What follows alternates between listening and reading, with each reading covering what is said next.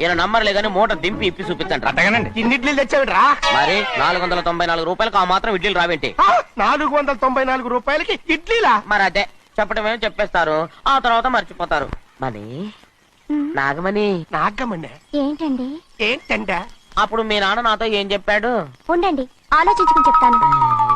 ఏంటమ్మా flash back వెళ్తున్నావా? అవును. బాబా ఆకలేస్తుందిరా. ఏ, ఆ రామస్వామి హోటల్కి వెళ్ళి కచ్చామని తెచ్చిపెట్టు. నాకు కూడా ఆకలిస్తుందండి. నువ్వేదైనా తిని నాకు మాత్రం ఒట్టి ఇడ్లీ పడరా. ఇదిగో ఈ నోటు ఎంతో తెలుసా? నేనేమన్నా తెలివి తక్కువ అనుకున్నారా? 500 నోటు. చిల్లర లేదు కదా అని 500 రూపాయలు నోటు ఇచ్చి పంపిస్తే మొత్తం ఇడ్లీలు పట్టుకొస్తా ఉంటా. చట్నీ సాంబార్ ఇదిరా. ఇచ్చాడండి. ఇది నేనే వద్దన్నానండి. ఎందుకని? మరి అదే మళ్ళీ మర్చిపోయారు. ఆ? నాగమణి మీ నాన్న నాతో ఏం చెప్పాడు?